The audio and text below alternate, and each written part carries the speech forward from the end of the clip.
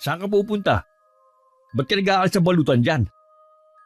Sa isang linggo na kasi ang kasal ang pinsan ko sa probinsya eh. Kaya bukas uwi na muna ako. Aalis ka na pala bukas. Hindi ka man lang nagpapasabi.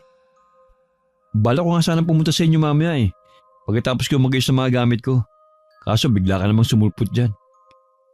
Ay, pwede ba ako sumama sa'yo? Seryoso ka ba? Oo nga. Huwag ka mag-alala. Sagot kong pamasahe ko. Sigurado ka ba?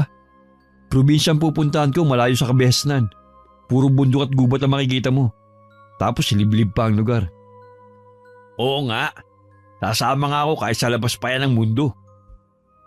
Sige. Sumama ka kung gusto mo. Ilang araw ka ba ron? Bala ko magtagal dun eh. Siguro mga 1 linggo higit pa. Ganun ba? Matagal din pala no? Oo, kaya sabihin mo na kung sasama ka pa ba sa akin. Sasama nga ako sa'yo.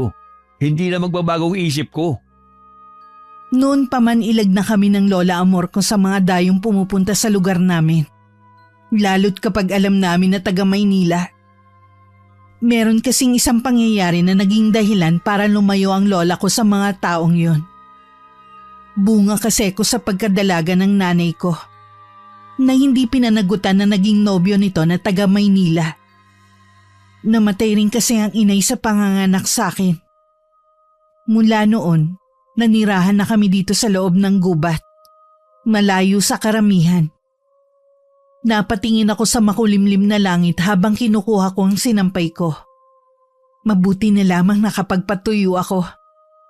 Nakakapagtaka talaga ang panahon ngayon. Kanina sobrang init. Ngayon naman ay nagbabadya ang pagbagsak ng ulan. O Yumi, ano pa bang tinatayo-tayo mo riyan? Hindi mo ba nararamdaman ang patak ng ulan? Ay oo nga po, pasensya na. Natuyo ba ang lahat ng mga nilabhan mo? Opo Lola. Siya nga pala, galing dito kahapon si Julio. Dumating siya nung nasa palengke ka. Nag-iimbita para sa kasal ng panganay niya. Oo nga pala, ikakasal na nga pala sa Sabado si Kuya Arnel. Pupunta po ba tayo? Oo naman, nakakaya na hindi tayo pumunta. Lahat ng taga-baryo tsak na dadalo. Sige po, pupunta. Pero sandali lang siguro ako. Alam niyo naman na hindi ako mahilig sa ganyang okasyon eh. Pwede naman batiin mo lang ang mga ikakasal at kumain ka. Tsaka ka na umuwi. Hindi po ba nakakahiya, Lola? Baka sabihin nakikain lang ako. Sabi mo kasi hindi mo gusto ang ganong okasyon. Ngayon naman nahihiya ka na basta ka na lang aalis. Ang gulo mong bata ka. Bahala na nga po. Baka dadalo rin ng kaibigan mong si Louie. Malabo po yun, La. Manileño na ang taong yun. Hindi na babalik yun. Malay mo naman. Tsaka siya lang ang kaibigan mo. Mabait naman kasi ang taong yun kahit ang pamilya niya. Kaya hindi mahirap kaibiganin. Sinabi mo pa. Nang mapansin kong abala si Lola Amor sa pananahi niya, inumpisahan ko naman ang pagtutupi ng mga damit na nilabhan ko. Bigla namang bumuhos sa malakas na ulan. Nakani-kanina lang ay mahina lamang. Sinabayan pa yun ng kulog at matatalim na mga kidlat. Hanggang gabi hindi tumitila ang ulan. Habang kumakain kami ni Lola ng hapunan, panaka-naka naman kami nagkukwentuhan. Siguradong mapapasarap ang tulog ko nito. Lagi naman masarap ang tulog mo kahit mainit ang panahon. Wala naman po kasi akong gagawin dito sa bahay pagkatapos sa mga gawain. Bakit hindi mo dalawin ang pinsan mong si Marcia sa kabilang baryo? Hindi ba matagal ka na niyang pinapupunta? Wala po kayong kasama dito Wag mo kong alalahanin dito.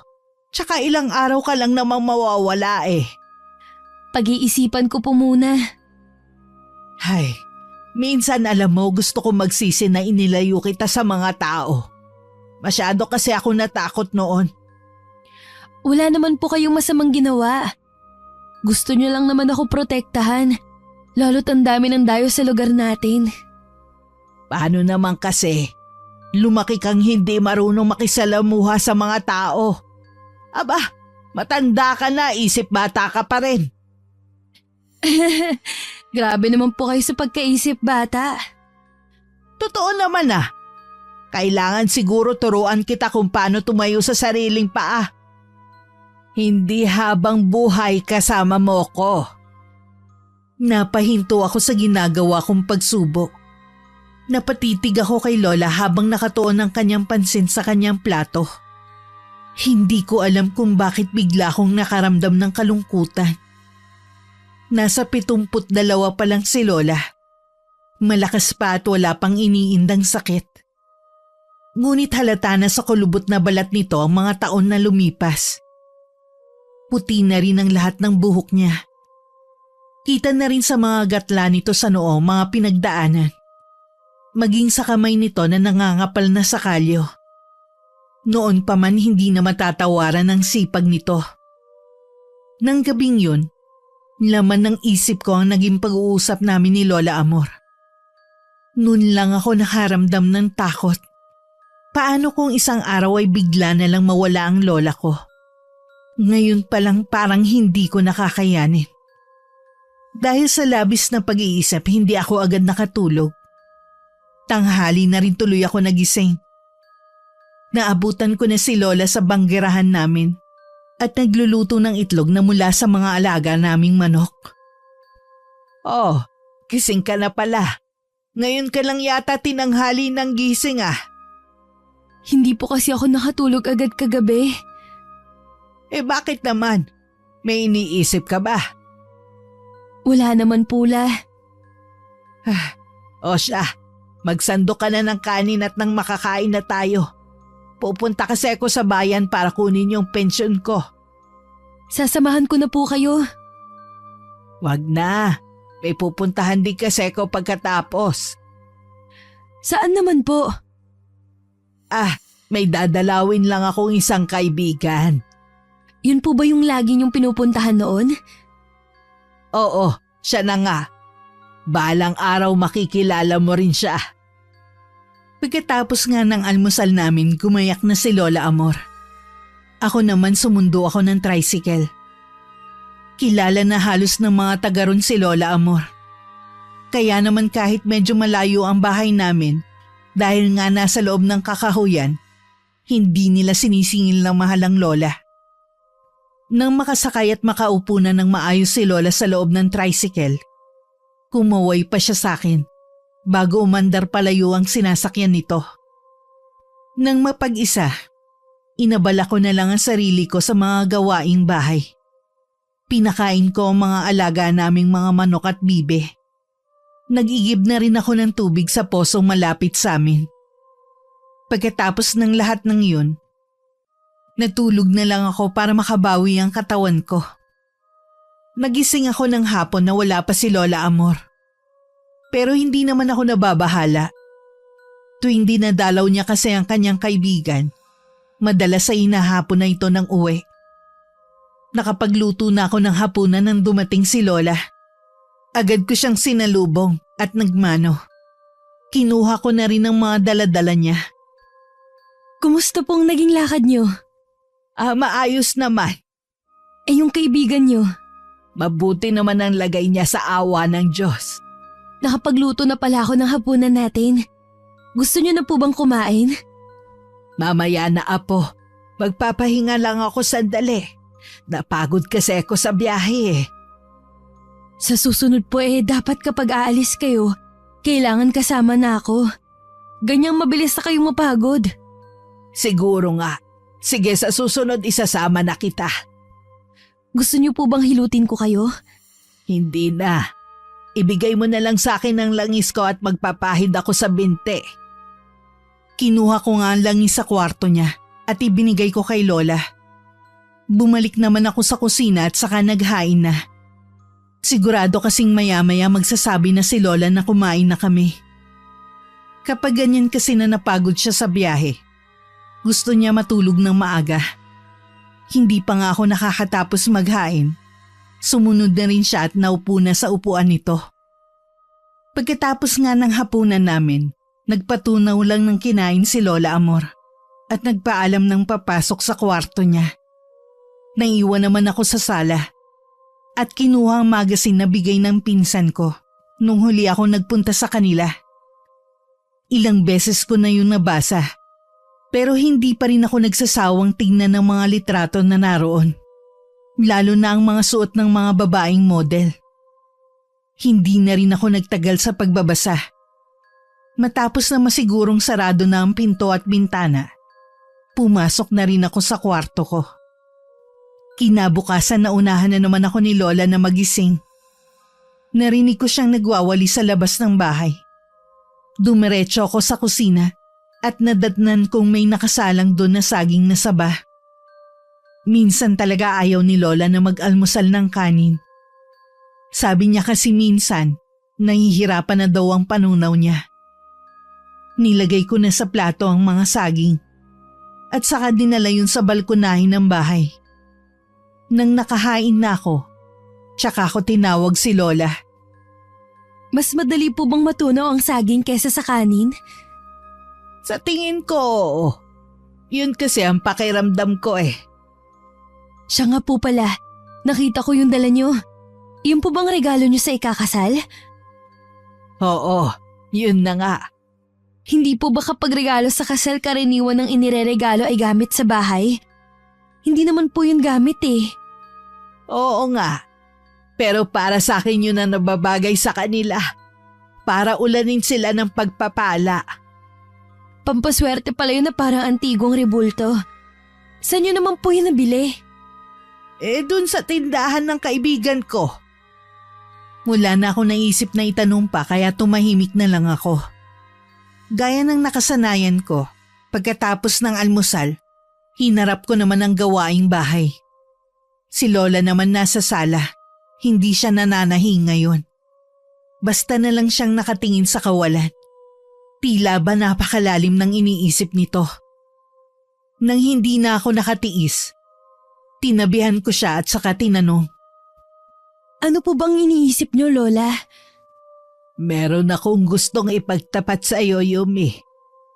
Pakinggan mo mabuti ha. Bigla naman po akong kinabahan sa inyo. Naisip ko na isama na lang sa himlayan ko ang lihim na to. Pero naisip ko na hahayaan kita magdesisyon kung tatanggapin mo ba ito o hindi. Tungkol po ba yan saan? Sa lihim na matagal ko nang iniingatan. Kahit ang iyong ina, hindi ito alam. Bala ko sanang ipagtapat sa kanya bago ko mamatay. Kaya lang nauna pa siya sa akin. Bigla ko tuloy na miss ang inay. Sana kasama pa natin siya. Siguro ang saya natin. Hanggang ngayon labis pa rin ako nangungulila sa kanya. Ikaw lang ang dahilan kung bakit ako nabubuhay pa hanggang ngayon. Lola, mabalik na po tayo sa gusto niyong ipagtapat sa akin. Ano po ba yun? Apo, makinig kang mabuti. Isa akong mambabarang. Ho? Isa kayong mambabarang? Oo, Apo. May alam ako sa itim na kapangyarihan. Gusto ko sanang ipamana to sa'yo. Pero nasa iyo kung tatanggapin mo ito. Totoo po pala ang mga katulad niyo. Iilan na lang ang mga katulad naming nabubuhay sa mundong ibabaw. Unti-unti nang nabubura ang lahi ng mga mangkukulam at mambabarang dahil wala nang gustong magmana sa mga bagong henerasyon. Lola, nagawa niyo na po bang mangbarang dati? Oo, Apo. Maraming beses na. Ang huling binarang ko noon ay pumatay sa kabiyak ko. Sa lolo mo. Dalagitan na noon ng nanay mo. Nung lokohin ng nanay mo noon, naisip kong barangin din ang lalaking nanloko sa kanya. Pero nakita ko mahal na mahal ng nanay mo ang lalaking yun. Hindi ko kayang dagdagan ng pighati ng nanay mo kung sakaling malaman niyang may masamang nangyari sa lalaking mahal niya. Tama lang po ang ginawa niyo, Lola. Na hindi barangin ang tatay ko. Sa kabila po ng ginawa niyang pagtalikod sa amin ng inay. Umaasa pa rin po ako na balang araw, makikilala ko siya. Ang tatay mo rin ang sinisisi ko sa maagang pagpanaw ng nanay mo. Pero kung sakaling gusto mo siyang hanapin balang araw, hindi kita pipigilan, apo. Karapatan mo yon. Pagkatapos ng pag-uusap namin ni Lola, sunod naman niyang ipinakita sa akin ang ginagamit niya sa pambabarang. May mga garapon na may nakalagay ng mga iba't ibang insekto.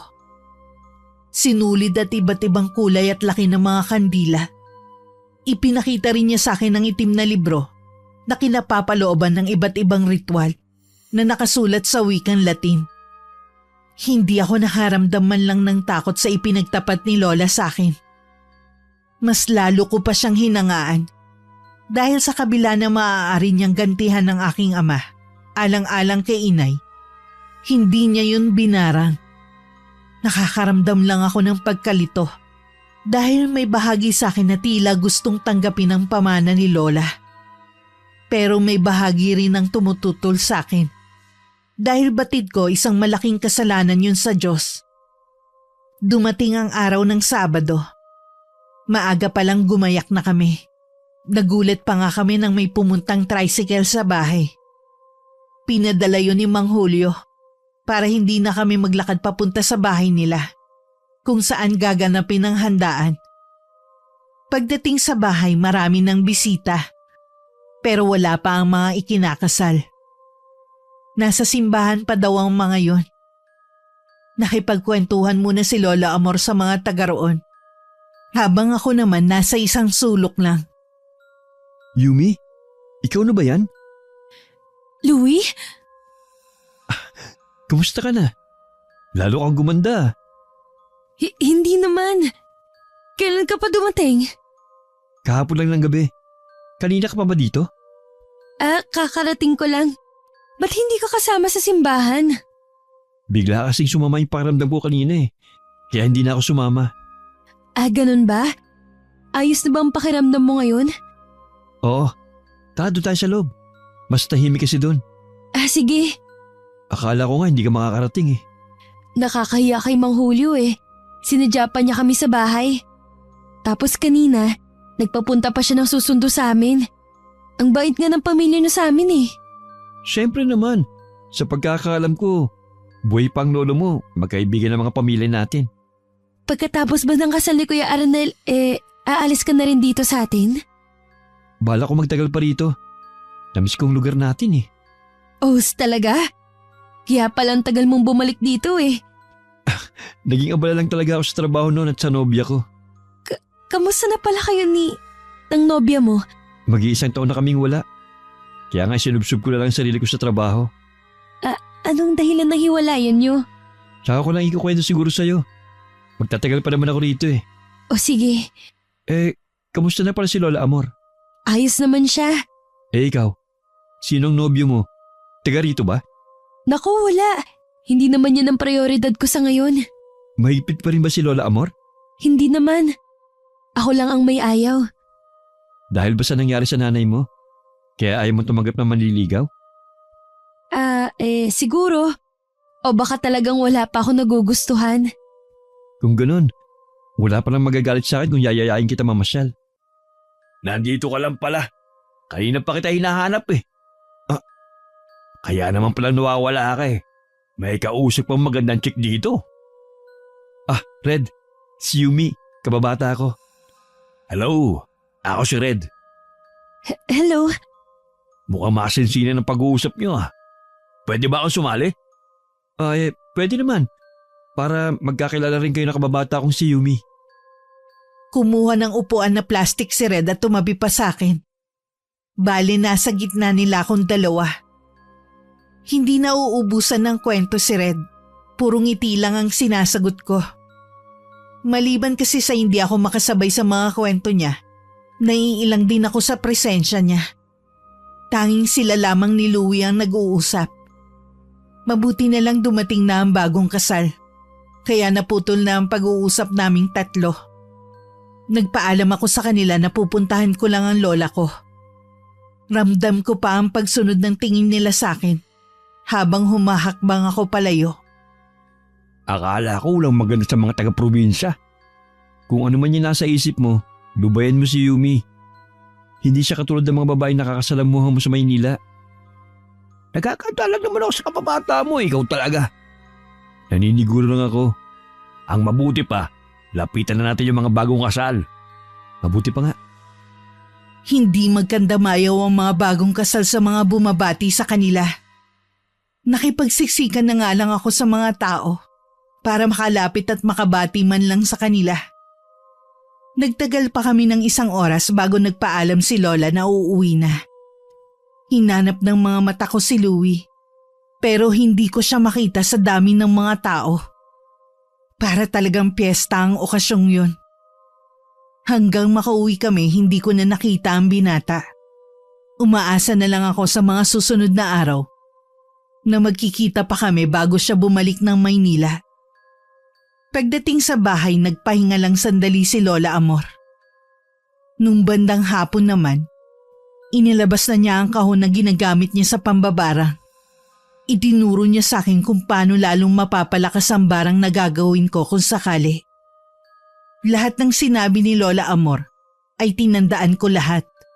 Kahit sigurado naman ako sa sarili ko na hindi ko gagawin yun. Apo nga talaga kita. Ang bilis mong nakabisa ang mga orasyon na nakasulat sa itim na libro. Madali lang naman po eh. Tsaka parang kusa na lang siyang pumapasok sa utak ko. May tiwala naman ako sa iyo na hindi mo gagamitin ang natutunan mo sa akin sa masamang bagay. Siyempre naman po hindi. Siya nga pala. Nagkita na ba kayo ulit ni Louie? Hindi pa po. Pero sabi niya magtatagal siya dito.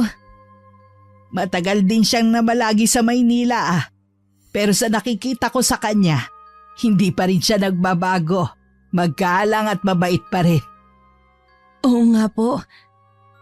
Nang sumunod na araw, hindi ko inaasahan ang pagdating ni Louie sa bahay namin. Mabuti na lang tapos na ako sa mga gawaing bahay. Kasalukuyan kong pinag-aaralan ng mga insekto sa mga garapon noon. Dumating si Louie na kasama ang kaibigan nitong si Red. May dala silang parehong basket na may lamang pagkain. At saka 2 pamingwit. Ipinagpaalam ako ni Louie sa aking lola na kung maaari akong sumama sa ilog. Pumayag naman si Lola Amor sa kondisyong hindi ako magpapahapon. Ang ilog na pupuntahan namin ay nasa kalahating oras lang ang layo sa amin. Nang marating namin ang ilog, marami ng taong naliligo. Naghanap lang kami ng mapapwestuhan na hindi nasisikatan ng araw. Nang maisaayos ang mga dala namin, agad na nagpaalam ang 2 na mamimingwit na. Pero ilang minuto pa lang ang nakakalipas, bumalik na si Red at naupo sa tabi ko. Hindi ko talaga hilig ang mamingwit. Si Louie lang naman ang mapilit Mula kasi pagkabata yun ang hilig niya. Talagang kilala mo siya no? Siyempre naman. Halos sabay na kaming lumaki ni Louie. Yumi, may tatanong sana ako Ano yun? May nobyo ka na ba? Wala. Di, pwede pala akong manligaw. Ha? Nagbibiro ka ba? Mukha ba ako nagbibiro? Tsaka, hindi ko ginagawang biro ang panliligaw. Ang ibig kong sabihin ito pa lang ang pangalawang beses natin pagkikita. Tapos magsasabi ka na gusto mong manligaw? Ganyan ba talaga kayo mga taga Maynila? Huwag mong sabihin na gusto mo yung nililigawan sa bahay. Di dadalawin kita sa bahay nyo. Makinig ka sa akin. Kahit dalawin mo pa ako sa bahay, ayoko pa rin magpaligaw sa'yo. Ang pakipot mo naman. Hindi ako nagpapakipot. Ayoko lang talaga. Nagpapakipot ka lang.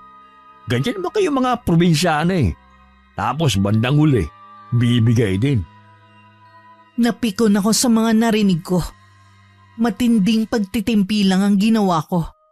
para hindi lumapat ang kamay ko sa pisngi ni Red ng mga sandaling yun. Matalim ko siyang tinitigan habang nakakuyom ang mga kamao ko.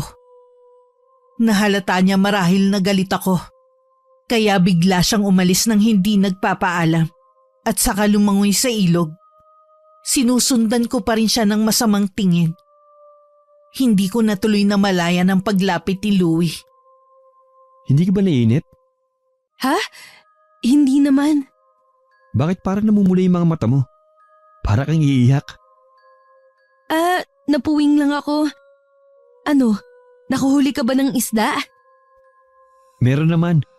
Kaya lang maliliit eh. Pinakawalan ko na lang para lumaki pa sila. Sa dami kasing namimingwit dito, bihira na lang na may malaking isda ka na mahuhuli. Pansin ko nga eh. Tsaka, hindi na rin ganun kalinaw ang tubig. Malimit kasi dito na naglalaba ang iba. Minsan, wala na rin disiplina sa pagtatapon ng basura ang mga naliligo dito. Yun nga din ang napuna ko eh. Gutom ka na ba? Hindi pa naman. Maaga pa para magtanghalian. Kanina pala nakita kita na kausap si Red. Anong pinag-usapan nyo? May ilan lang siyang tinanong sa akin. Minsan parang kayong magsalita at medyo maloko rin. Pero mabait naman.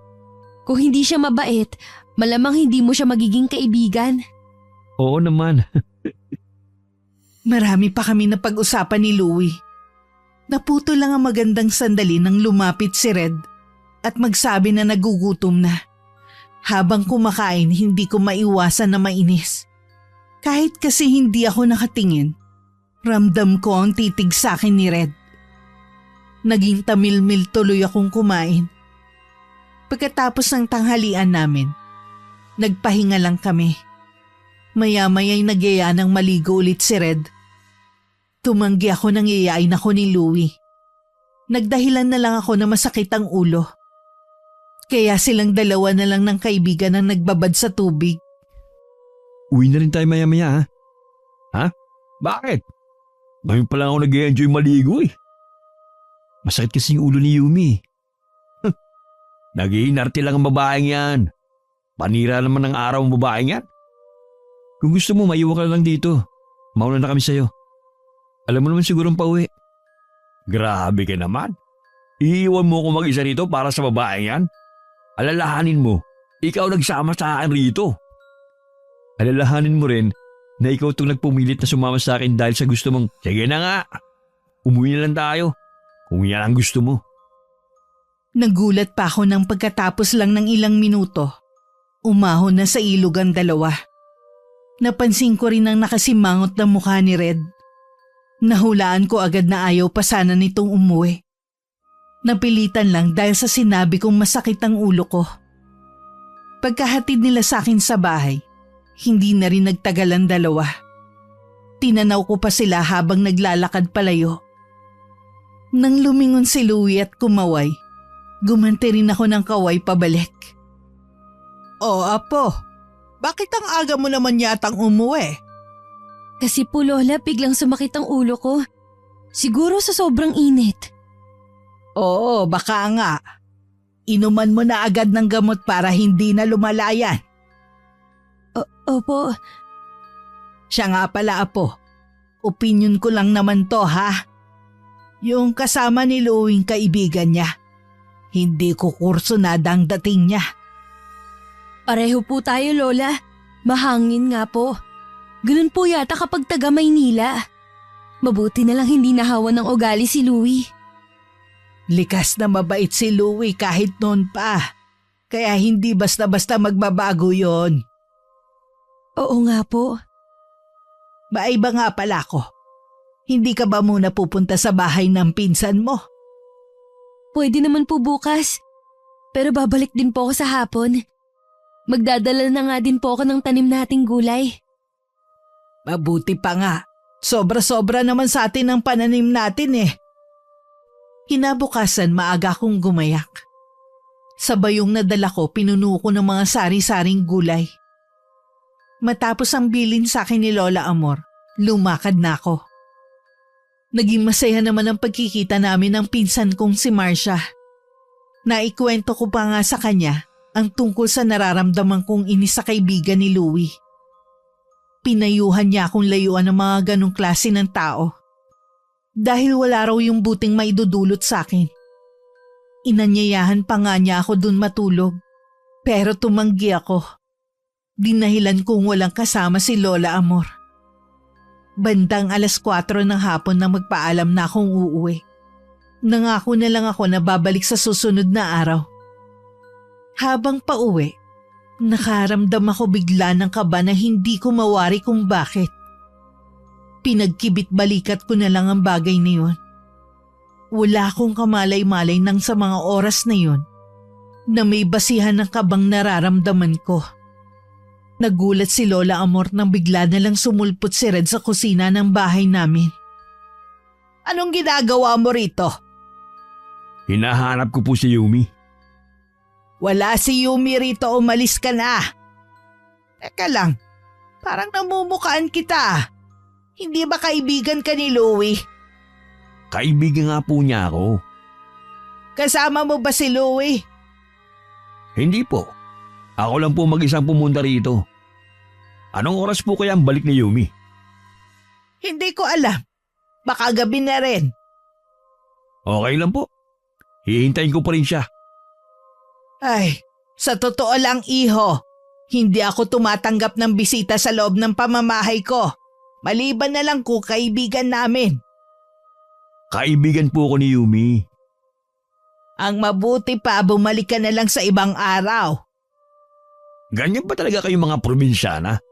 Bastos makiharap sa bisita? Hindi kita inimbita na pumasok ka sa loob ng pamamahay ko. Basta ka na lang pumasok. Ngayon sino ang bastos sa atin? Ang yabang mo naman. Huwag kang lalapit. Teka, anong amoy na yun? At ang mga mata mo, huwag mong sabihin na gumagamit ka lang. Habang nasa biyahe ako at sakay ng pampasaherong jeep, biglang nagpreno ang driver. Dahil iilan lang kami sa loob, lahat kami napasubsob sa unahan. Agad namang humingi ng paumanhin ng driver na lumingon pa sa amin. Wala naman nasaktan sa amin dahil mabagal naman ang patakbo ng driver. Nagpaliwanag pa siya na bigla daw kasing may tumawid na itim na pusa. Marami namang nagbulungan na malas daw makakita ng itim na pusa sa daan. Napaantanda pa nga ang katabi kong may edad ng babae. Malayo pa lang ang sinasakyan kong tricycle ay napansin ko na ang napakaraming taong nakapalibot sa bahay namin. Matapos kong magbayad, agad na rin akong bumaba sa tricycle. Lahat ng taong naroon ay nakatingin sa akin. Pagpasok ko ng bahay, sa lapag ay may nakatakip ng kumot. Inilang hakbang ko yun at saka tinanggal ang kumot. Lola! Anong nangyari? Yumi, natagpo ng isang mga ngayang wala nang buhay na katawan ni Lola Amor. Hindi! Lola! Ang natatandaan ko lang, niyakap ko ng mahigpit ang lola ko habang pumapalahaw ng iyak. Wala akong nakikita nun kundi ang katawan ng lola ko na puno ng sugat ang katawan at may natuyo pang dugo sa bibig at noo nito. Halos pagsukluban ako ng langit. Paulit-ulit na sinasabi ng utak ko na masamang panaginip lamang yun at magigising din ako. Kahit nung nasa harapan ko na ang kabaong ni Lola Amor, paulit-ulit kong sinasabi na magigising din ako sa bangungot na yun. Lola! Yumi, dinalhan kita ng mga kain. Baka manghina ka kung hindi ka kakain. Ayoko niyan! Hindi ko kailangan ng pagkain. Ang kailangan ko, si Lola Amor. Wala na tayong magagawa, Yumi. Hanggang doon na lang si Lola Amor. Bakit? Bakit nangyari sa kanya to? Sinong may gawa nito kay Lola? Hindi tayo titigil hanggat hindi natin nahuhuling responsable sa pagkamatay ni Lola Amor. Pangako yan. Sana Hindi na lang ako umalis ng araw na yun. Sana buhay pa rin ang lola ko. Huwag mo sisilan sarili mo. Wala kang kasalanan. Walang may gusto sa nangyari. Paano na ako? Nag-iisa na lang ako.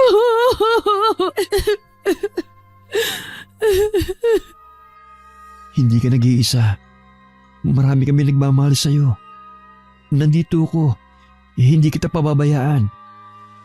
5 araw binurol si Lola Amor. Ang pinsan ko at iba pa naming kamag-anak na nasa kabilang baryo ang nag-asikaso lahat. Lagi lang kasi akong umiiyak at tulala. Mabuti na lang nasa tabi ko lagi si Marcia at Louie. Nung araw ng libing, hindi ko na napigilang mahimatay sa matinding pagdadalamhati. Nahimasmasan din agad ako at yumakap sa kabaong ng lola ko. Parang gusto ko na lang sumama sa kanya. Mahigpit lang ako niyakap ni Louie at ng pinsan ko para maibaba na sa hukay ang kabaong. Hindi rin agad ako umalis sa harap ng puntod ng lola. Ilang araw din akong sinamahan ng pinsan kong si Marcia bago ko siya pinagtabuyan. May sarili din kasi siyang buhay. Ayoko na makaabala pa sa kahit na sino.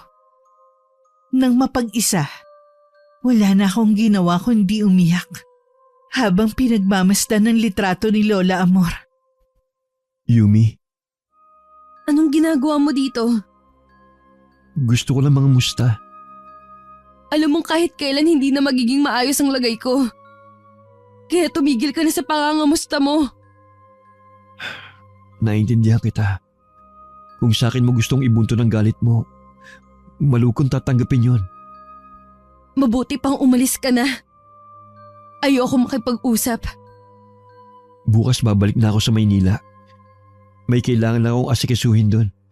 Pero babalik din kagad ako. Hindi mo kailangan magpaalam sa akin. Dapat siguro, doon ka muna sa bayan ng pinsan mo sa kabilang baryo. Nag-aalala kasi ako sa'yo dito eh. Kaya ko ang sarili ko. O sige, hindi na kita pipilitin. 2 o 3 araw lang naman ako mawawala eh. Mag-iingat ka rito ha. Ni hindi ko nilingon si Louie nang lumabas siya sa bahay. Muli kong tinitigan ang litrato ni Lola Amor at niyakap yun habang umiiyak. Dahil sa pinagsama-samang pagod at puyat ng nagdaang araw, nakatulog ako.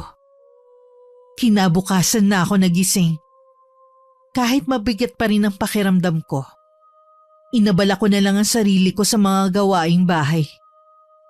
Habang naglilinis ako sa kusina ng bahay, naagaw ang atensyon ko sa isang kumikinang na bagay sa ilalim ng mesang kainan.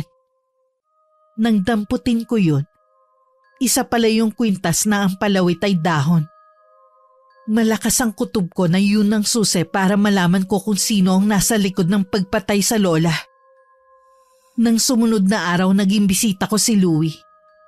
May dala siyang mga pasalubong sa akin na hindi ko naman pinagkaabalahan na tingnan. Kumusta ka na rito? Ang bahay na to hindi na katulad ng dati. Naiintindihan kita. Pero sa tingin ko, hindi na makakabuti sa'yo na manatili pa sa bahay na ito. Wala akong balak iwan ng bahay na to. Ito na lang ang alaala ng lola ko sa akin. Hindi mo naman tutuloy ang iiwan eh. Ang ibig ko lang namang mangyari, habang sariwa pa sa'yo ang pangyayari, sa ibang lugar ka muna mamalagi. Hindi ako aalis dito. Huwag mo nang ipilit ang gusto mo mangyari. Sige, hindi na kita pipilitin pa. Kung hindi nga lang malalagay ka sa alanganin eh, sasamahan kita rito. Hindi rin ako papayag kung sakali. Alam ko naman eh, araw-araw na lang kitang pupuntahan dito. Hindi ba ako makakaabala sa'yo? Hindi ka abala sa akin. Magkaibigan tayo. Natural lang na damayan kita sa ganitong sitwasyon. Paano ang trabaho mo sa Maynila? Huwag mong alalahanin yun. Pwede naman akong bumalik kahit anong oras eh. Sa ngayon, hayaan mong damayan muna kita hanggang kailangan mo ako. Maraming salamat sa'yo, Louie. Gaya ng pangako ni Louie sa akin, Araw-araw siyang nasa bahay. Umuuwi lang siya kapag malapit ng gumabi. Tinutulungan din niya ako sa gawaing bahay. Katulad ng pag-iigib ng tubig at pagsisibak ng kahoy. Kasalukuyan siyang nasa labas ng bahay at hinahakot ang mga kahoy na sinibak niya. Nakahubad baro siya ng mga oras na yun. Kaya hindi ko mapigilan sulyapan ang pawisin niyang katawan. Nang bigla akong natigilan, napatitig ako sa kwintas na suot niya. Sandali akong napatulala habang nakatitig. Nang hindi na ako nakatiis, lumapit ako at saka tinignan ng malapitan ng kwintas. Parehong-pareho nga. Yang kwintas mo, sa'yo ba talaga yan? Ito ba? Galing to sa isang sama na sinalihan ko sa Maynila. Bakit? Para kasing pamilyar. Parang nakita ko na dati. Hindi ko lang matandaan kung saan. Baka nakakita ka na ng ganito dati. Si Red, meron din siya nito. Baka yung sa kanyang nakita mo nung nandito siya. Si Red meron din ganyan? Oo, lahat ng miyembro namin may ganitong kwintas. Oo nga pala. Nasaan ang kaibigan mo? Umalis siya pagkatapos ng libing ni Lola Amor. Hindi mo lang napansin dahil sa pagdadalamhati mo. Pero gabi-gabi siyang narito sa buro ng lola mo. Ganun ba? Ngayon, nasaan siya? Nasa Maynila na siya ngayon. Hiyaya ko nga sumama ulit dito eh. Pero ayaw niya. Marami daw siyang gagawin. Talagang hindi na siya babalik pa dito. Pagkatapos ang ginawa niya sa lola ko. Ha? Anong ibig mo sabihin? Siya ang pumatay sa lola Amor ko. Siya ang salarin na hinahanap natin. Imposible. Hindi niya yung gagawin. Tsaka, ano magiging motibo niya? Hindi ko alam kung anong motibo niya. Pero natitiyak ko siyang pumatay sa lola ko. Meron ka bang ebidensya na nagtuturo na siyang pumatay kay Lola Amor? Oo. Nasa akin ang kwintas niya. Hindi ka naniniwala. Hintayin mo ako dito. Mabilis akong bumalik sa loob ng bahay at saka kinuha ang kwintas. Namilog at napaawang na lang ang bibig ni Louie nang makita ang kwintas na nasa kamay ko. Sari-sari ang emosyon na bumalatay sa mukha niya. Hindi rin siya makaapuhap ng sasabihin sa akin. Saan mo yun nakuha? Sa mismong kusina namin. Kung saan walang awang pinatay si Lola Amor. Bakit? Bakit niya pinatay ang lola ko? Bakit? Hindi ko alam, Yumi, ang sagot sa tanong mo. Kahit ako naguguluhan din eh. Hindi kaya nahulog niya yan nung sunduin ka namin para pumunta sa ilog? Alam natin na hindi siya pumasok sa bahay. Huwag mo na siyang ipagtanggol. Hindi ko siya pinagtatanggol. Baka kasi mali ka lang eh. Hindi ako maaaring magkamali. Ang akin lang naman, kailangan muna natin ng matibay na ebidensya. Hindi pa ba ito ebidensya? Kasi… Umalis ka na! Yumi naman, gusto ko rin mabigyan ng hustisya pagkamatay ni Lola Amor. Hayaan mo, kakalap pa ako ng matibay na ebidensya. Kung si Red nga ang pumatay kay Lola Amor, magbabayad siya. Pagkatapos ng pag-uusap naming yon, hindi na muling pumunta ng bahay si Louie. Nabalitaan ko na lang kay Mang Julio na bumalik na siya ng Maynila. Nagkaroon naman ng malaking kahungkagan sa akin ng pag-alis ni Louie. Bigla ko rin na-miss ang mga pagtulong na ginagawa niya. Bigla naman tumalim ang mga mata ko nang maisip ko ang kaibigan niyang si Red. Sa Maynila ng mga sandaling yun, ay magkaharap ang magkaibigan at mainit na nagtatalo. Saan mo sabi na iwan ang kwintas mo? Bakit ba tinatanong mo pa? Hindi ko nga alam. Hindi ko maalala kung saan. Tsaka kwintas lang naman yun ah. Pwede naman akong humingi ulit nun sa samahan natin. Dahil sa pagmamadali mong tumakas, hindi mo napansin na naiwan mo sa bahay nila Yumi. Ha? Ano ba sinasabi mo? Magtapat ka. Ikaw bang pumatay kay Lola Amor? Nasisiraan ka na ba ng bait, ha? Bakit akong pinagbibintangan mo? Hawak ngayon ni Yumi ang kwintas mo. Gagamitin niya yun na ebidensya laban sa'yo. Wala nga akong kinalaman sa pagkamatay ng lola niya. Desperada ng babaeng yun. Kaya kung sino-sino pinagbibintangan niya. Hindi siya basta lang bibintang. May ebidensya nga siya. Natural nakakampihan mo ang babaeng yun kaysa sa akin. Alam ko naman na may gusto ka sa kanya eh. Labas ka na kung may gusto man ako sa kanya.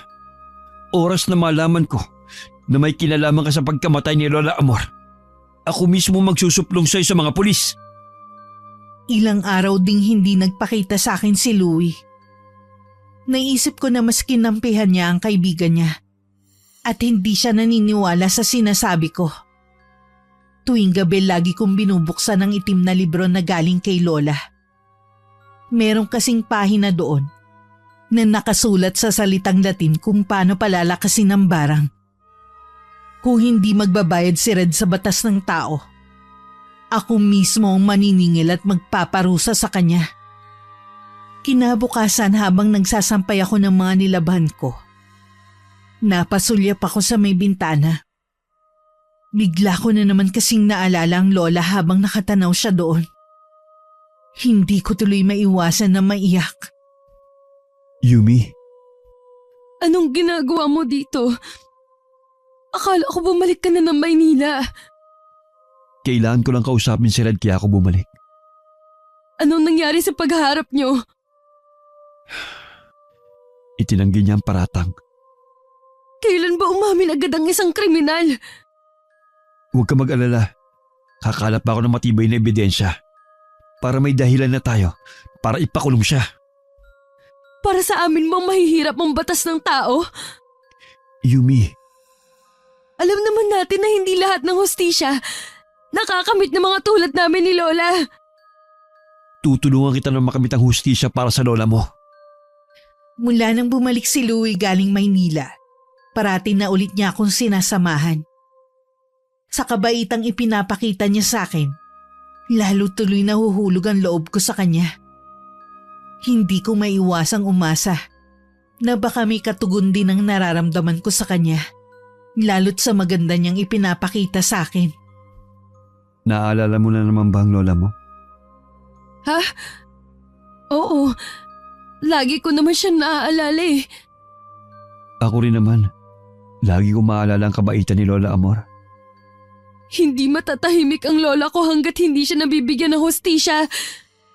Kung hindi siya mabibigyan ng hustisya, titiyakin ko na ako ang gagawa. Anong binabalak mo, Yumi? Mabuti pang wala kang nalalaman.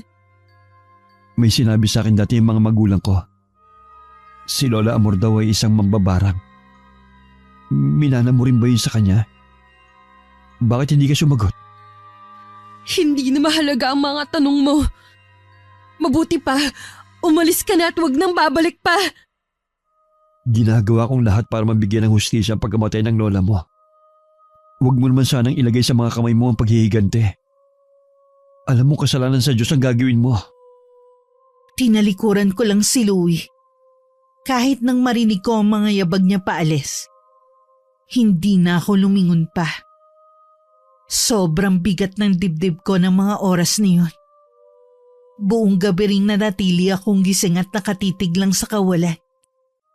Kinabukasan inaasahan ko nang hindi pupunta si Louie. Pero labis pa rin ako nalungkot.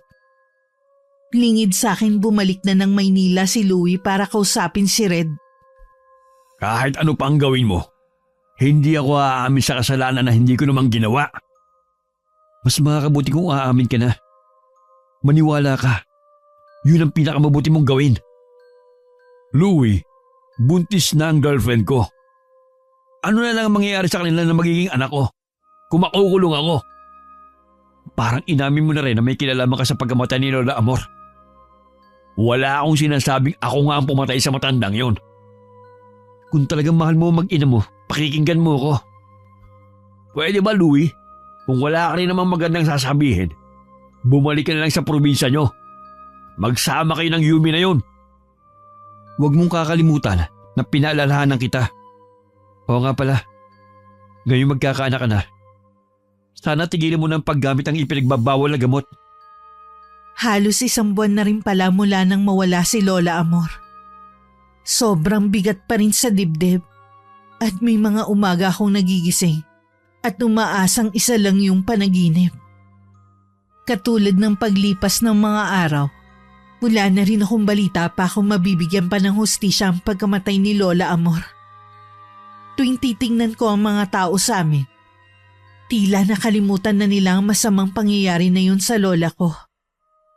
Masakit man sa akin, nagpasya akong lisanin na ang baryo namin. Hanggat naroon kasi ako, hindi ko may sasagawa ang plano ko. O ano, hindi ka ba nahirapan na tuntunin ang bahay ko? Hindi naman po. Malinaw naman ang pagkakasulat ni Lola Amor sa address niyo. Alam ko din po na dito rin niya ako gustong pumunta kung sakali. Sa akin ka nga niya ibinilin kung sakaling may mangyaring masama sa kanya. Nandun din ako sa burol at libing ng lola mo. Hindi nga lang ako lumapit pa. Paano po kayo naging magkaibigan ni Lola? Tingin ko po sa inyo kasing edad niyo lang ang nanay ko. Ang totoo niya ng kaibigan ko talaga ang nanay mo. Pero itinuring ko na rin na parang tunay na ina ang lola mo. Sa kabila ng nakakatakot niyang lihim, isang mabuti at mapagmahal na taong lola mo. Alam ko po yun. Kaya sobrang sakit sa akin ang ginawa sa kanya. Isang demonyo lang ang gagawa nun sa kanya. Ano, hanggang ngayon ba hindi pa rin nahuhuli ang salarin? Hindi pa. Pero kilala ko kung sino siya. Kung hindi siya mapaparusahan ng batas ng tao, ako na lang magpaparusa sa kanya. Alam kong masama ang gumante, pero hindi kita pipigilan sa plano mo. Masakit din sa akin ang ginawa nila kay Nanay Amor. Kasama mo ko sa paghihiganting gagawin mo. Salamat po at naiintindihan niyo ako. Lalong lumakas ang loob ko sa pinaplano kong gawin sa taong yun. Hindi man naibsan ang kalungkutan sa puso ko sa pagtira ko sa bahay ni Aling Oro. Kahit papano may katahimikan akong nararanasan.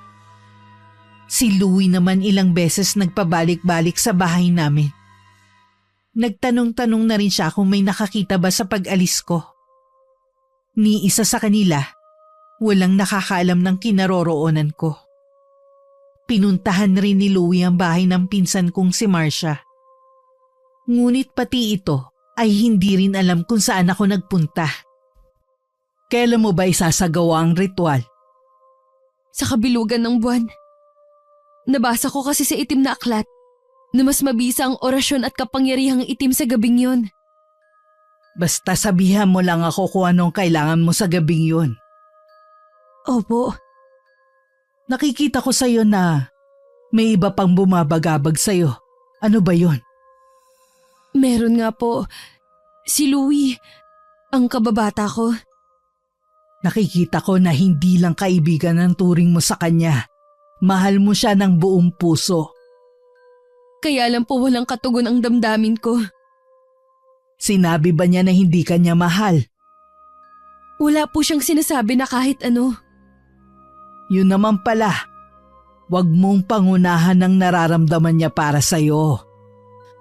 Kung sakali naman po na may katugon ang damdamin ko sa kanya, hindi po kami bagay. Malayo na pong nararating niya kumpara sa akin. Nasa baryo lang namin umiikot ang buhay ko. Alam mo, hindi naman yun basehan para masabi mong hindi kayo bagay. Ang mahalaga mahal niyo ang isa't isa at tanggap ka niya. Alam po niya ang tungkol sa lihim ni Lola Amor. Ang sabi niya, huwag ko ilagay sa kamay ang paghihigante. Pero walang makakapigil sa akin kahit siya pa. Sinabi niya lang siguro yon dahil nag-aalala siya sa'yo. Pero tama lang na hindi mo siya pakinggan. Dumating ang kabilugan ng buwan. Tahimik lang na nagmamasid si Aling Oro sa tabi. Maraming kandila rin na nakapalibot sa akin. Nararamdaman ko na ang init sa balat ko. Pero hindi ko yun alintana. Ang mahalaga sa akin mula sa gabing yun, saksi ang buwan sa magaganap na paghihiganti ko. sa taong kumitil sa buhay ng pinakamamahal kong lola. Habang isinasagawa ko ang ritual, hindi ko maiwasan na mapaluha. Naalala ko kasi ang itsura ng lola ko nang yakapin ko ang wala ng buhay na katawan niya. Inilabas ko rin ang kwintas ni Red. Habang hawak ko yun, isang orasyon ang inuusal ko sa wikang Latin. Kinuha ko rin ang mga garapon na may mga lamang insekto. At saka yun pinakawalan.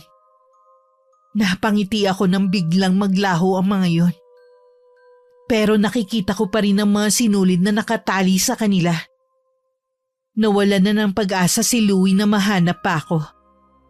Kaya naman nagbalik na lang siya ng Maynila. Kahit kapitbahay lang niya si Red, hindi man lang niya pinagkaabalahan na puntahan ito. Tinapos na niya ang pagkakaibigan dito. Hindi man ito umamin. Batid niya na may kinalaman ito sa pagkamatay ng lola ko. Malalim na naman ang iniisip mo dyan. Si Louie ba? Oho, hindi ko po kasi maiwasan na sumagi siya sa isipan ko. Sigurado namang iniisip ka rin niya. Hangad ko na sana maging masaya siya sa buhay niya. Alam mo, sa kabila ng ginawa mo, mas nananaig pa rin sa'yo ang kabutihan ng puso mo. Dahil yun po ang turo sa akin ni Lola Amor nung nabubuhay pa siya. Marami din akong magandang aral na nakuha sa lola mo. Mananatili yun sa puso ko habang nabubuhay ako. Mabait at masayang kasama si Aling Oro sa bahay. Madalas katukatulong niya ako sa kanyang tindahan ng mga antik.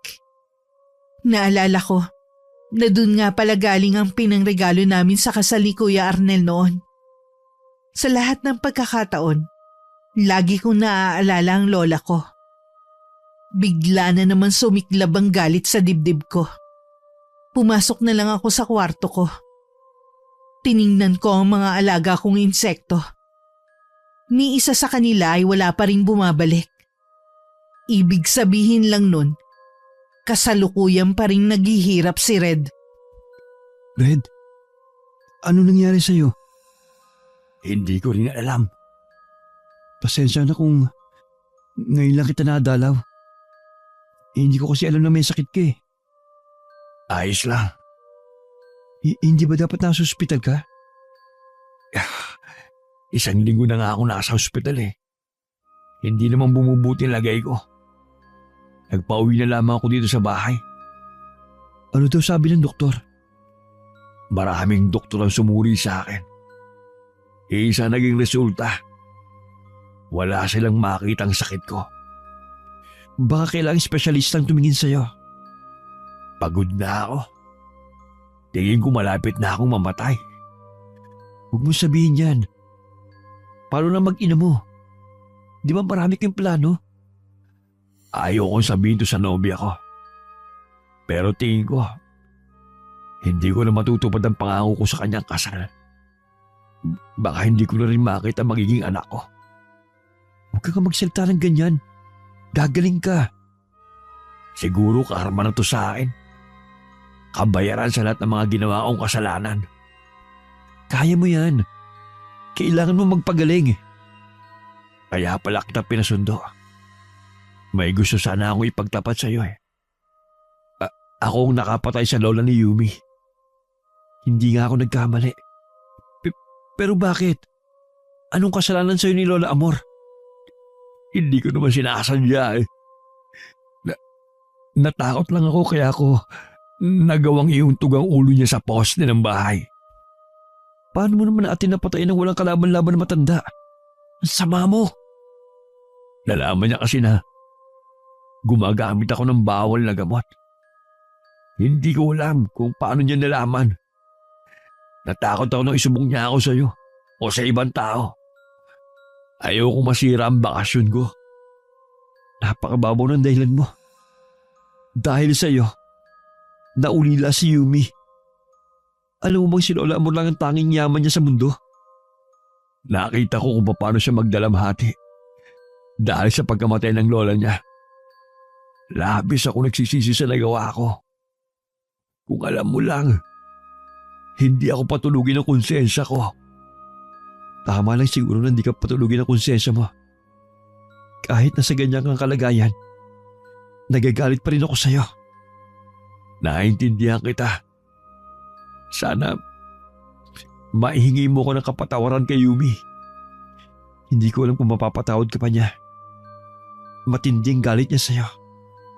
Tsaka, matagal na akong walang balita sa kanya. Kung sakali lang naman.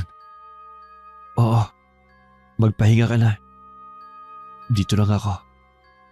Napansin kasi ni Louie na nahihirapan sa paghinga ang kaibigan.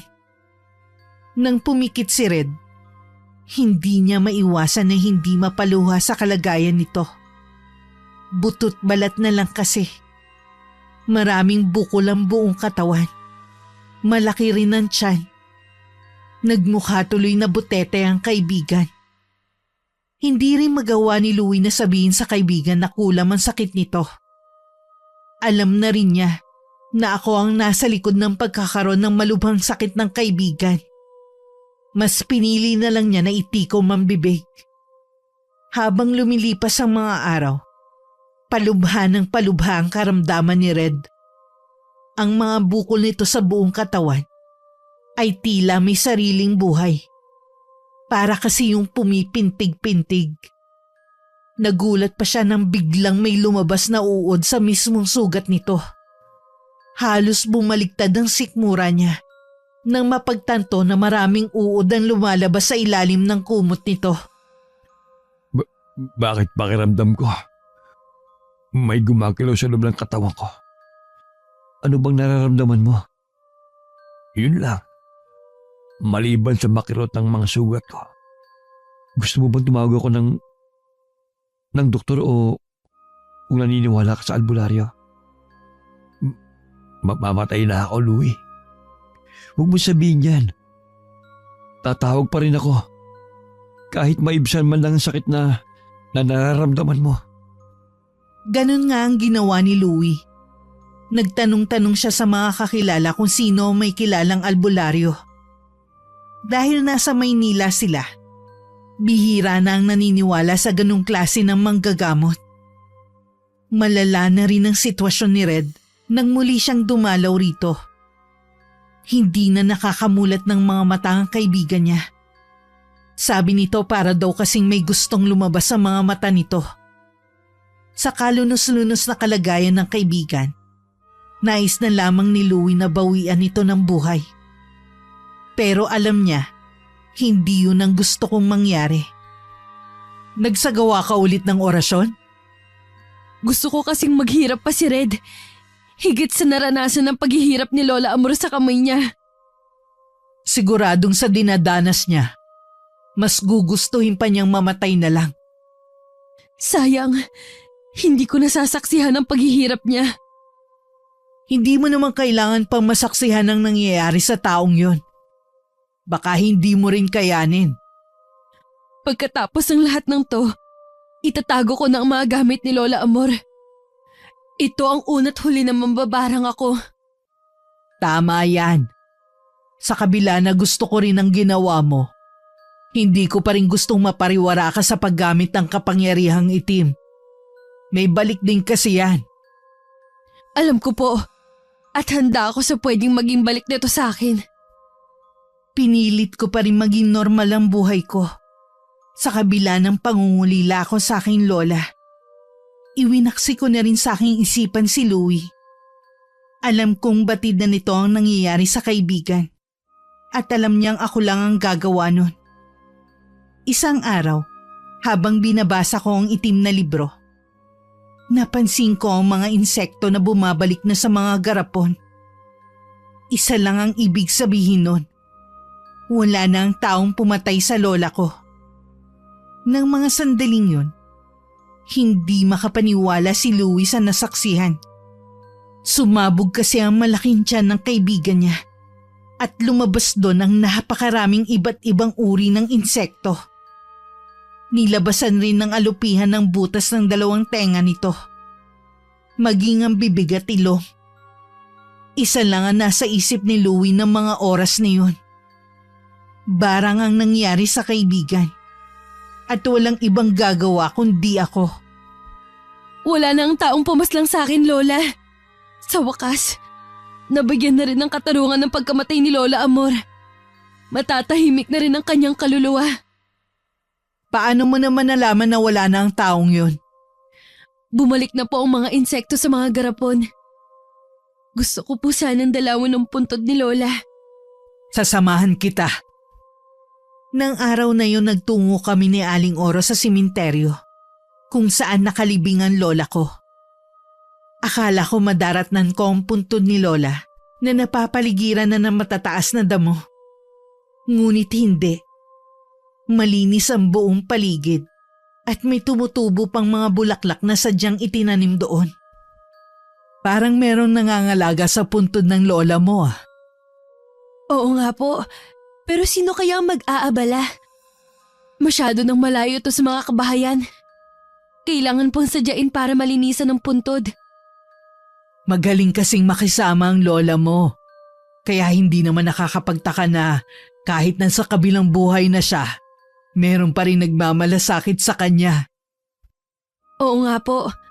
Kaya kahit madalang ako pupunta dito, panatag ako na meron naman nangangalaga sa puntod ni Lola.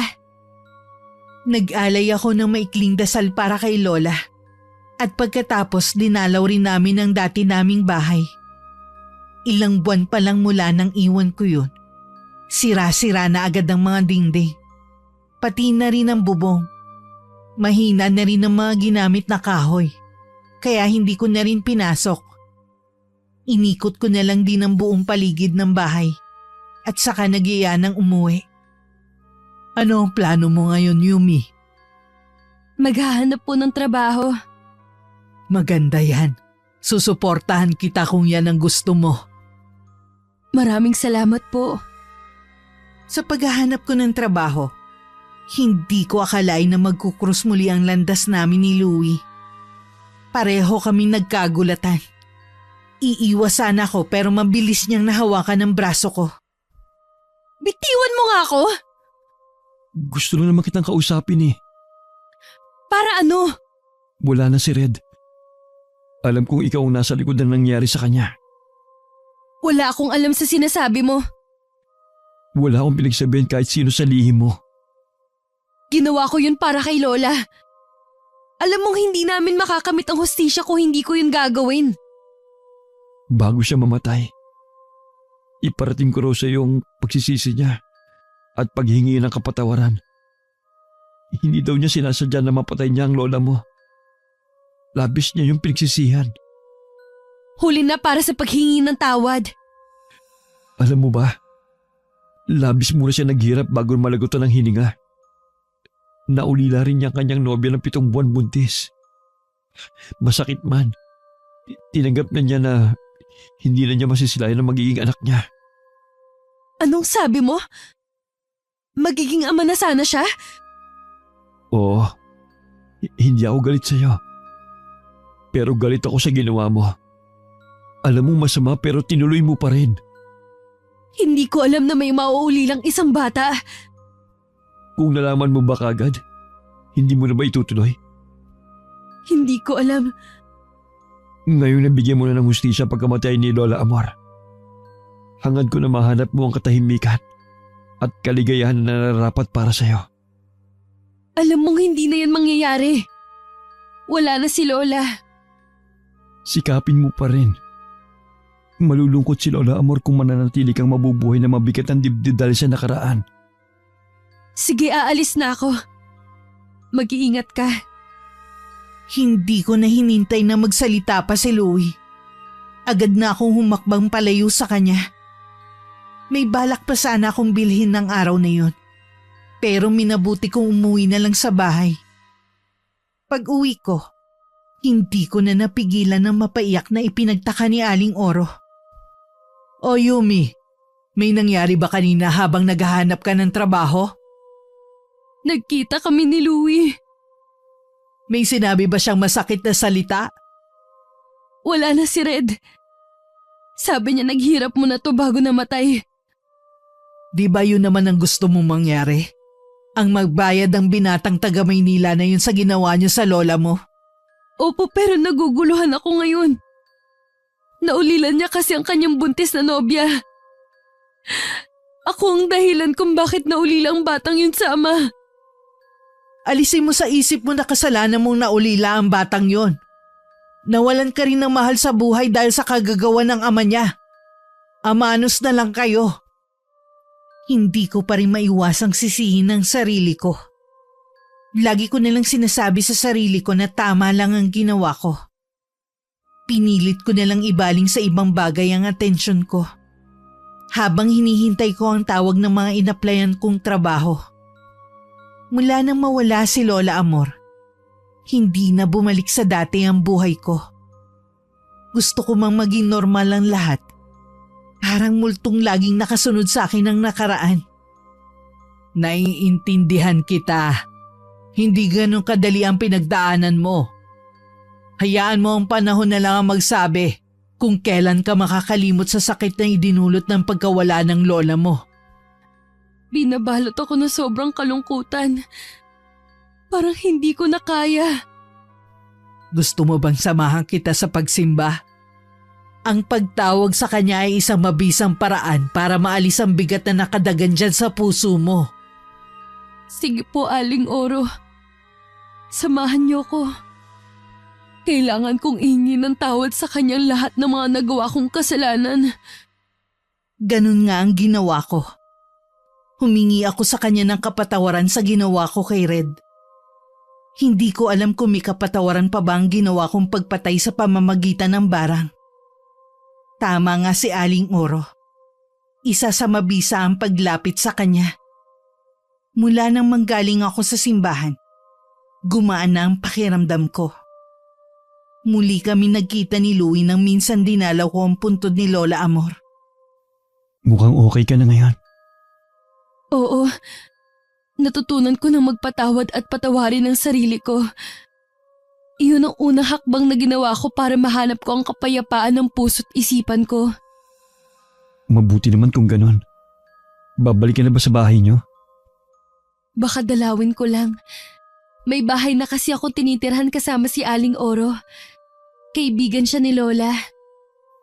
Pwede kaya kitang madalaw doon? Ha? Bakit? Magkaibigan tayo, hindi ba? Gusto ko lang makita ang lagay mo sa bahay ng kaibigan ng lola mo. Hindi naman siguro magagalit si Aling Oro kung dadalaw ka sa bahay. Bago maghiwalay ng araw na yun, hiningi pa ni Louie ang address ng tinitirhan ko. Sinabi ko naman yun kay Aling Oro. Wala namang pagtutol sa kanya. Sa unang paghaharap nila ni Louie, naging formal ang pakikiharap ni Aling Oro. Hinayaan naman niyang magkausap kami ni Louie. Nang makaalis ito, tsaka niya ako kinausap ng masinsinan. Nanliligaw na ba si Louie sa'yo? Wala po siyang sinasabi na kahit ano. Kung sakali na magtapat siya sa'yo, mabuti pang wag mong tanggapin. Bakit naman po? Alam niyo naman ang totoo kong nararamdaman sa kanya. Hindi kayo para sa isa't isa ng binatang taga Maynila na yon. Hindi po siya taga Maynila. Sa iisang baryo kami lumaki at nagkaisip. Pero matagal din siyang nanirahan sa Maynila. Bakit po tutol kayo ngayon sa kanya? Dahil nakikita ko na puro pagdurusa lang ang mararanasan mo sa piling niya. Paano niyo po nasisiguro yan?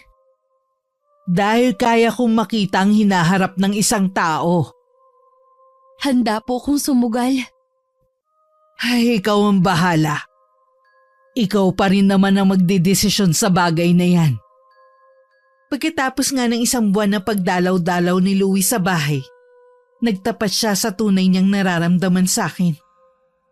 At makalipas ang 3 buwan naming relasyon, ikinasal kami. Hindi dumalo nun si Aling Oro. Nagpatayo naman ng bahay si Louie sa katabing bahay lang ng mga magulang niya. Palagi kasi siyang wala at nasa Maynila. Gusto niyang may laging titingin sa akin habang nagtatrabaho siya sa malayo. Agad ako nagbuntis noon at ng mga anak ako. Inilabas ko ang sanggol na wala ng buhay. Labis kaming nagdalamhati na mag-asawa sa kauna-unahan naming anak. Makalipas ang 1 taon, muli akong nagbuntis. Pero ganun na naman ang nangyari. Kitang-kita ko ang pagkadismaya sa anyo ng asawa ko.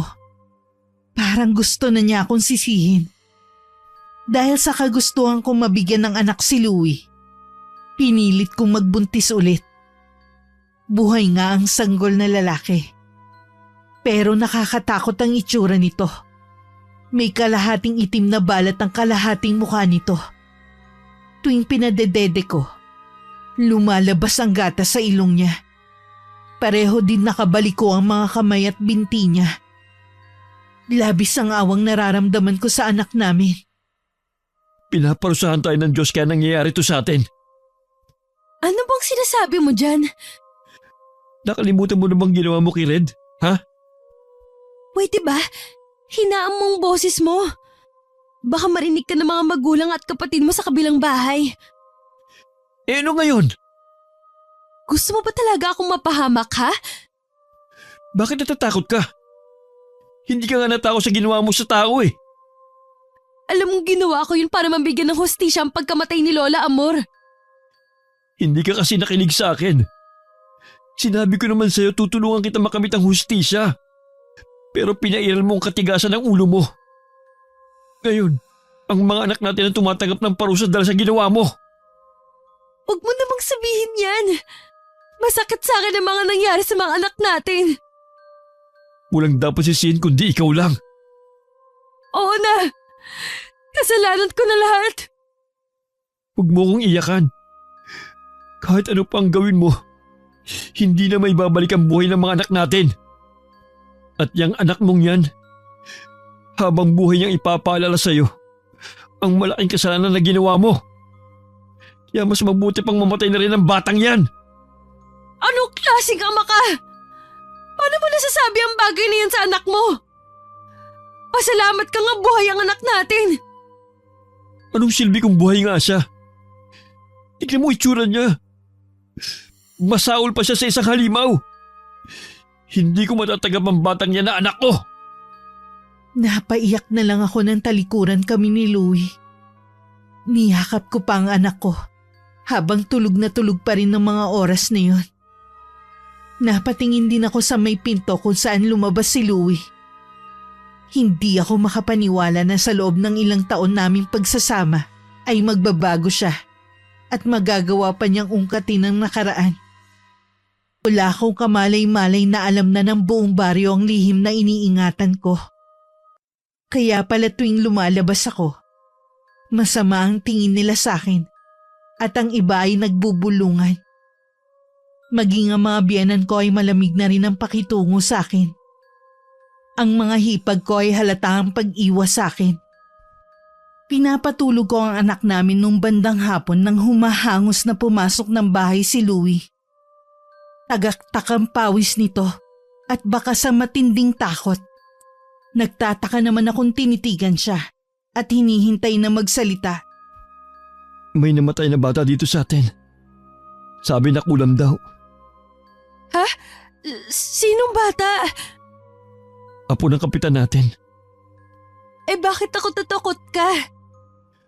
Yumi, namatay ang bata sa kulam. At ikaw ang pinagbibintangan nilang gumawa. Ha? Hindi ko yun magagawa. Alam ko naman yun eh.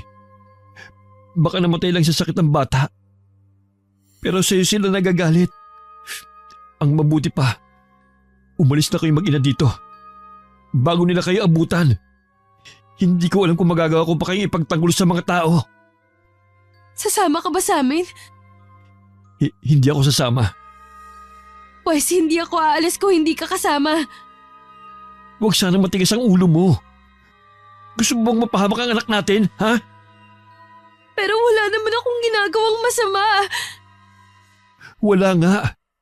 Pero ikaw ang pinagbibintangan nila. Lalo na kapag nakita pa nila ang itsura ng anak natin. Kaya nakikiusap ako. Lumayo na muna kayo sa baryo natin. Si Louie na naglagay ng mga damit namin sa bag. Pagkatapos pinasakay na niya kami sa naghihintay na tricycle na pag-aari ng pinsan niya. Nakasalubong pa namin sa daan ng galit na galit ng mga tao sa pangunguna ng kapitan. Nilingon ko pa sila na dire-diretso sa loob ng bakuran ng bahay namin. Dumiretso ako sa bahay ni Aling Oro na ilang taong ko ring hindi nakita. Tila hindi na ito nagulat na mapagbuksan niya ako ng pinto. Nanginginig ang buong katawan ko. Kaya naman agad niyang kinuha sa akin ang anak ko. Ipinagtapat ko sa kanya ang nangyari. Dumito kayo hanggat gusto nyo. Ligtas kayo sa mga taong naghahanap sa inyo. Sana nakinig na lang ako sa inyo noon. Hindi sana nangyayari to. Wala na tayong magagawa pa, kundi harapin ang kasalukuyang problema. Manalig ka lang at malalampasan mo rin ang lahat ng to. Mula nga noon hindi na kami nakabalik pa ng anak ko sa baryo namin. Ang huling balita ko, pumunta na rin sa Maynila ang asawa ko at buong pamilya niya. Napaiyak na lang ako dahil pakiwari ko. Tuluyan na niya kaming tinalikuran na mag-ina. Pasalamat na lang ako dahil sa lahat ng oras nasa tabi ko si Aling Oro at laging nakaalalay sa aming mag-ina.